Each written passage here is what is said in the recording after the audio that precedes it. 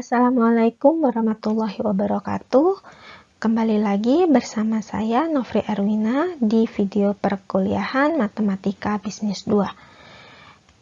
Kita masih akan melanjutkan pembahasan tentang topik pemrograman linear metode simplex. Pada video sebelumnya, kita sudah membahas penerapan metode simplex pada masalah memaksimumkan.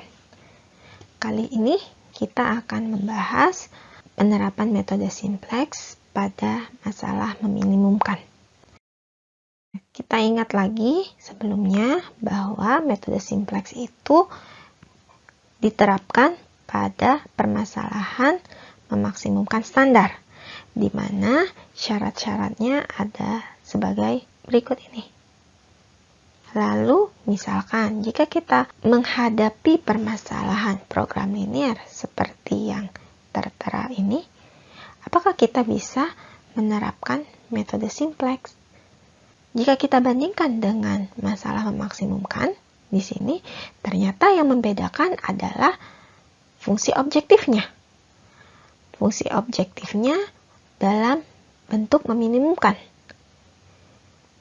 Sedangkan variabel keputusan serta kendala utamanya ini masih memenuhi syarat yang diminta. Nah, jika kita menghadapi program linear dengan bentuk seperti ini, jadi yang berbeda hanya di bagian fungsi objektifnya saja, maka kita masih bisa menerapkan metode simplex yang sebelumnya. Sebelum menerapkan metode simplex pada masalah meminimumkan seperti contoh yang sebelumnya, kita perlu mengubah bentuk fungsi objektifnya. Di sini dikatakan bahwa meminimumkan fungsi objektif C itu ekivalen dengan memaksimumkan fungsi objektif P, yang mana fungsi P-nya adalah negatif dari fungsi C. Dan tentunya kendala yang dikenakan adalah kendala yang sama. Contohnya, bisa kita lihat di sini, misal kita punya masalah pemrograman linear seperti ini, fungsi objektifnya dalam minimum, ya, kita ingin menyelesaikan ini, kita bisa mengubah dulu program linear ini menjadi fungsi objektifnya berbentuk memaksimumkan, dengan kendalanya masih sama.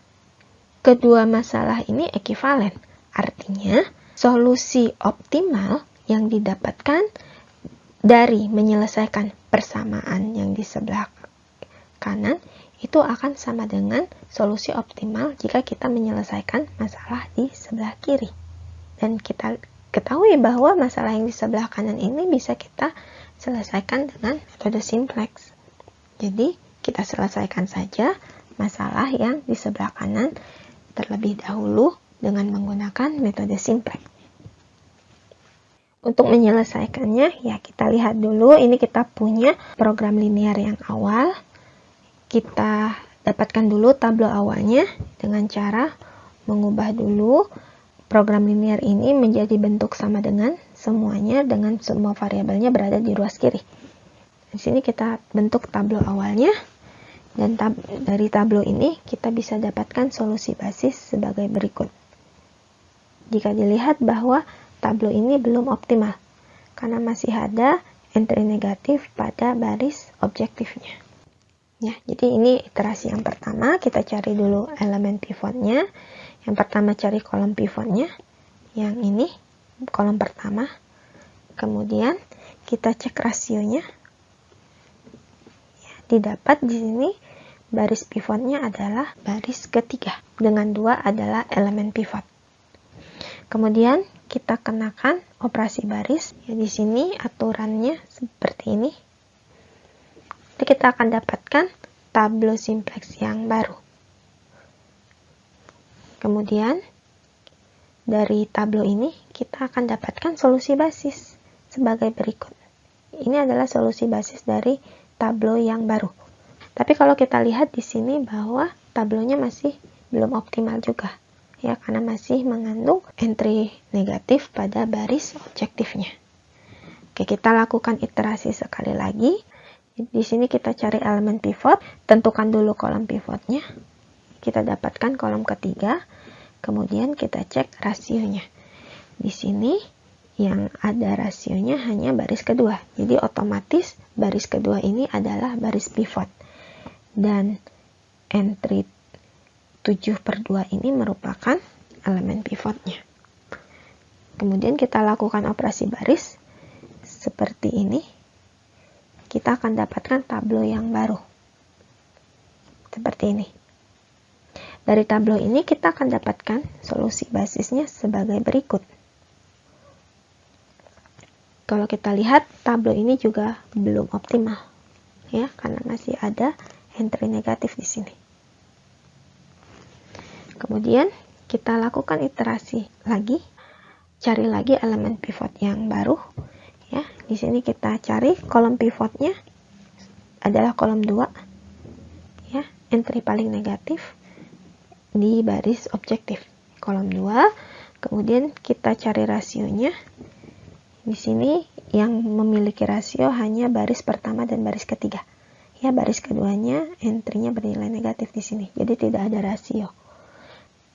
Dari sini kita dapatkan baris pivotnya adalah baris pertama dengan elemen pivot 8/7. Ya, kita lakukan operasi baris supaya baris pivotnya bernilai 1 dan entry lainnya di kolom pivot bernilai 0. Ini operasinya, kita akan dapatkan tableau yang baru seperti ini.